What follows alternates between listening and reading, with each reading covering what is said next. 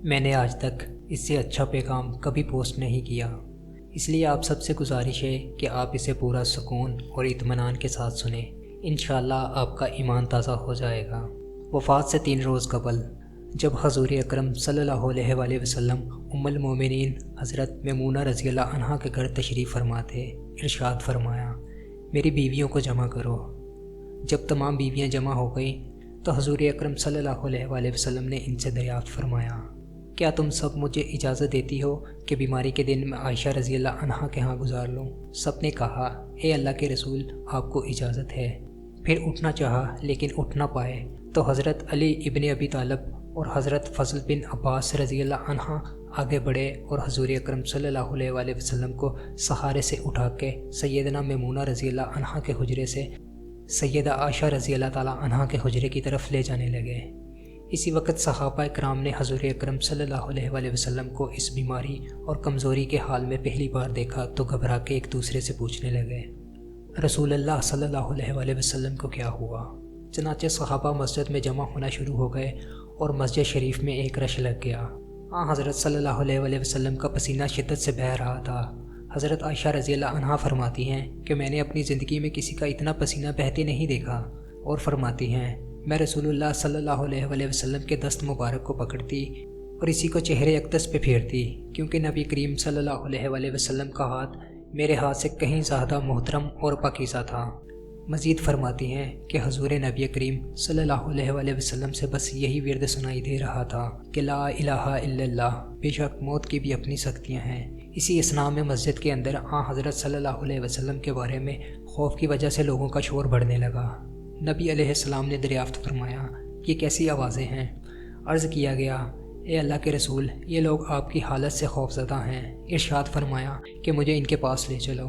پھر اٹھنے کا ارادہ فرمایا لیکن اٹھ نہ سکے تو آپ صلی اللہ علیہ وآلہ وسلم پہ 7 مشکیزیں پانی کے بہائے گئے۔ تب کہیں جا کے کچھ افاقہ ہوا تو سہارے سے اٹھا کر ممبر پہ لایا گیا۔ یہ رسول اللہ کا آخری خطبہ تھا، آپ کے آخری کلمات تھے۔ فرمایا، اے لوگو، شاید تمہیں میری موت کا خوف ہے۔ سب نے کہا، جی ہاں رسول اللہ۔ ارشاد فرمایا، اے لوگو، تم سے میری ملاقات کی جگہ دنیا نہیں، تم سے میری ملاقات کی جگہ حوض کوثر ہے۔ خدا کی قسم گویا کہ میں یہیں سے اسے حوض کوثر کو دیکھ رہا ہوں۔ اے لوگوں، مجھے تم پہ تنگ دستی کا خوف نہیں، بلکہ مجھے تم پہ دنیا کی فرمانی کا خوف ہے کہ تم اس کے معاملے میں ایک دوسرے سے مقابلے میں نہ لگ جاؤ، جیسا کہ تم سے پہلے پچھلی امتوں والے لگ گئے، اور یہ دنیا بھی تمہیں ہلاک کر دے جیسا کہ انہیں ہلاک کر دیا۔ مزید ارشاد فرمایا، اے لوگوں، نماز کے معاملے میں اللہ سے ڈرو، اللہ سے ڈرو، نماز کے معاملے میں اللہ سے ڈرو، اللہ سے ڈرو، یعنی عہد کرو کہ نماز کی پابندی کرو گے اور یہی بات دہراتے رہے۔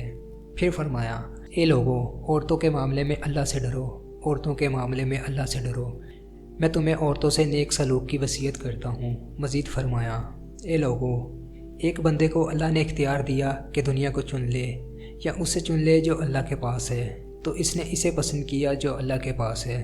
اس جملے سے حضور اکرم صلی اللہ علیہ وآلہ وسلم کا مقصد کوئی نہ سمجھ سکا، حالانکہ ان کی اپنی ذات مراد تھی، جبکہ حضرت ابو بکر صدیق رضی اللہ تعالیٰ عنہ وہ تنہا شخص تھے جو اس جملے کو سمجھے اور زورکتار رونے لگے اور بلند آواز سے گریہ کرتے ہوئے اٹھ کھڑے ہوئے اور نبی علیہ السلام کی بات قطع کر کے پکارنے لگے، ہمارے باپ دادا آپ پہ قربان، ہماری مائیں آپ پہ قربان، ہمارے بچے آپ پہ قربان، ہمارے مال و دولت آپ پہ قربان، روتے جاتے اور یہی لفظ کہتے جاتے۔ صحابہ کرام رضی اللہ عنہ ناگواری سے حضرت ابو بکر صدیق رضی اللہ تعالیٰ عنہ کی طرف دیکھنے لگے کہ انہوں نے نبی علیہ السلام کی بات کیسے قطع کر دی۔ اس پر نبی کریم صلی اللہ علیہ وآلہ وسلم نے حضرت ابو بکر صدیق رضی اللہ عنہ کا دفاع ان الفاظ میں فرمایا، اے لوگو، ابو بکر کو چھوڑ دو، تم میں سے ایسا کوئی نہیں کہ جس نے ہمارے ساتھ کوئی بلائی کی ہو اور ہم نے اس کا بدلہ نہ دیا ہو، سوائے ابو بکر کے۔ اس کا بدلہ میں نہیں دے سکا، اس کا بدلہ میں نے اللہ تعالیٰ پہ چھوڑ دیا ہے۔ مسجد نبوی میں کھلنے والے تمام دروازے بند کر دیے جائیں، سوائے ابو بکر کے دروازے کے جو کبھی بند نہ ہوگا۔ آخر میں اپنی وفات سے قبل مسلمانوں کے لیے آخری دعا کے طور پہ ارشاد فرمایا، اللہ تمہیں تھکا نہ دے، تمہاری حفاظت کرے، تمہاری مدد کرے، تمہاری تائید کرے۔ اور آخری بات جو ممبر سے اترنے سے پہلے امت کو مخاطب کر کے ارشاد فرمائی وہ یہ کہ اے لوگوں، قیامت تک آنے والے میرے ہر ایک امتی کو میرا سلام پہنچا دینا۔ پھر حضرت صلی اللہ علیہ وسلم کو دوبارہ سہارے سے اٹھا کے گھر لے جایا گیا۔ اسی اثناء میں حضرت عبد الرحمن رضی اللہ عنہ خدمت اقدس میں حاضر ہوئے اور ان کے ہاتھ میں مسواک تھی۔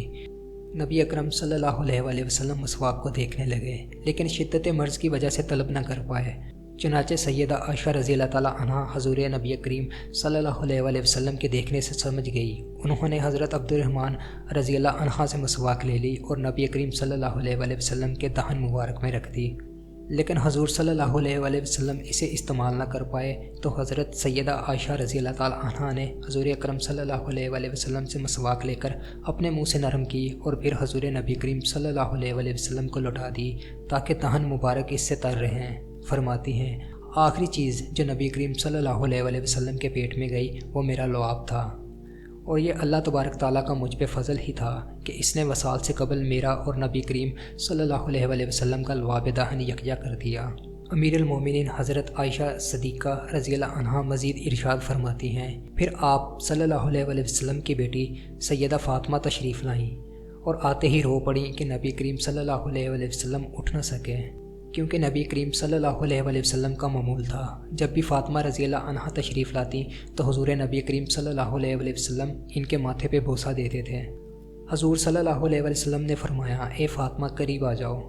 پھر حضور صلی اللہ علیہ وسلم نے ان کے کان میں کوئی بات کہی تو فاطمہ اور زیادہ رونے لگی۔ انہیں اس طرح روتا دیکھ کے حضور صلی اللہ علیہ وسلم نے پھر فرمایا اے فاطمہ قریب آ جاؤ۔ دوبارہ ان کے کان میں کوئی بات ارشاد فرمائی تو وہ خوش ہونے لگی۔ حضور اکرم صلی اللہ علیہ وسلم کے وصال کے بعد میں نے سیدہ فاطمہ رضی اللہ عنہا سے پوچھا کہ وہ کیا بات تھی جس پہ روئیں اور پھر خوشی کا اظہار کیا تھا۔ سیدہ فاطمہ رضی اللہ تعالیٰ عنہا کہنے لگی کہ پہلی بار جب میں قریب ہوئی تو فرمایا فاطمہ میں آج رات اس دنیا سے کوچ کرنے والا ہوں، جس پہ میں رو دی۔ جب انہوں نے مجھے بے تحاشا روتے دیکھا تو فرمانے لگے فاطمہ میرے اہل خانہ میں سے سب سے پہلے تم مجھ سے آ ملو گی، جس پہ میں خوش ہو گئی۔ سیدہ عائشہ رضی اللہ تعالیٰ عنہ فرماتی ہیں پھر حضرت صلی اللہ علیہ وسلم نے سب کو گھر سے باہر جانے کا حکم دے کر مجھے فرمایا عائشہ میرے قریب آ جاؤ۔ حضرت صلی اللہ علیہ وسلم نے اپنی زوجہ مطہرہ کے سینے پہ ٹیک لگائی اور ہاتھ آسمان کی طرف بلند کر کے فرمانے لگے مجھے وہ اعلیٰ عمدہ رفاقت پسند ہے، میں اللہ کی انبیاء صادقین، شہداء اور صالحین کی رفاقت کو اختیار کرتا ہوں۔ صدیقہ عائشہ رضی اللہ تعالیٰ عنہ فرماتی ہیں کہ میں سمجھ گئی انہوں نے آخرت کو چن لیا۔ جبریل علیہ السلام خدمت اقدس میں حاضر ہو کے گویا ہوئے یا رسول اللہ ملک الموت دروازے پہ کھڑے شرف باریابی چاہتے ہیں۔ آپ سے پہلے انہوں نے کسی سے اجازت نہیں مانگی۔ آپ نے فرمایا جبریل اسے آنے دو۔ ملک الموت نبی کریم صلی اللہ علیہ وسلم کے گھر میں داخل ہوئے اور کہا السلام علیکم یا رسول اللہ، مجھے اللہ نے آپ کی چاہت جاننے کے لیے بھیجا ہے کہ آپ دنیا میں ہی رہنا چاہتے ہیں یا اللہ سبحانہ تعالیٰ کے پاس جانا پسند کرتے ہیں۔ فرمایا مجھے اعلیٰ عمدہ رفاقت پسند ہے، مجھے اعلیٰ عمدہ رفاقت پسند ہے۔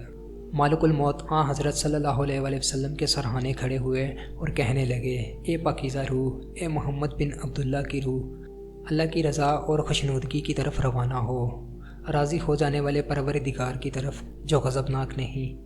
سیدہ عائشہ رضی اللہ تعالیٰ عنہا فرماتی ہیں صلی اللہ علیہ وسلم کا ہاتھ نیچے آن رہا اور سر مبارک میرے سینے پہ بھاری ہونے لگا۔ میں سمجھ گئی کہ حضرت صلی اللہ علیہ وسلم کا وصال ہو گیا۔ مجھے اور تو کچھ سمجھ نہ آیا، سو میں اپنے حجرے سے نکلی اور مسجد کی طرف کا دروازہ کھول کے کہا رسول اللہ کا وصال ہو گیا، رسول اللہ کا وصال ہو گیا۔ آواز مسجد کی آہوں اور گلیوں سے گونجنے لگی۔ ادھر علی رضی اللہ تعالیٰ عنہ جہاں کھڑے تھے وہیں بیٹھ گئے اور ہلنے کی طاقت تک نہ رہی۔ ادھر عثمان بن عفان رضی اللہ تعالیٰ عنہ معصوم بچوں کی طرح ہاتھ ملنے لگے اور سیدنا عمر رضی اللہ تعالیٰ عنہ تلوار بلند کر کے کہنے لگے خبردار جو کسی نے کہا رسول اللہ وفات پا گئے ہیں، میں ایسے شخص کی گردن اڑا دوں گا۔ میرے آقا تو اللہ تعالیٰ سے ملاقات کرنے گئے ہیں جیسے موسیٰ علیہ السلام اپنے رب سے ملاقات کو گئے تھے، وہ لوٹ آئیں گے، بہت جلد لوٹ آئیں گے۔ اب جو وفات کی خبر اڑائے گا میں اسے قتل کر ڈالوں گا۔ اس موقع پہ سب سے زیادہ ثبات برداشت اور صبر کرنے والی شخصیت سیدنا ابو بکر صدیق رضی اللہ تعالیٰ عنہ کی تھی۔ آپ حجرہ نبوی میں داخل ہوئے، رحمت دو عالم صلی اللہ علیہ وسلم کے سینہ مبارک پہ سر رکھ کر رو دیے اور کہنے لگے ہائے میرا پیارا دوست، ہائے میرا مخلص ساتھی، ہائے میرا محبوب، ہائے میرا نبی۔ پھر حضرت صلی اللہ علیہ وسلم کے ماتھے پہ بوسہ دیا اور کہا یا رسول اللہ آپ پاکیزہ جیے اور پاکیزہ ہی دنیا سے رخصت ہو گئے۔ سیدنا ابو بکر رضی اللہ تعالیٰ عنہ باہر آئے اور خطبہ دیا، جو شخص محمد صلی اللہ علیہ وسلم کی عبادت کرتا ہے سن رہے حضرت صلی اللہ علیہ وسلم کا وصال ہو گیا، اور جو اللہ کی عبادت کرتا ہے وہ جان لے کہ اللہ تعالیٰ کی ذات ہمیشہ زندگی والی ہے جسے موت نہیں۔ سیدنا عمر رضی اللہ تعالیٰ عنہ کے ہاتھ سے تلوار گر گئی۔ حضرت عمر رضی اللہ تعالیٰ عنہ فرماتے ہیں، پھر میں کوئی تنہائی کی جگہ تلاش کرنے لگا جہاں اکیلا بیٹھ کے رہوں۔ حضرت صلی اللہ علیہ وآلہ وسلم کی تدفین کر دی گئی۔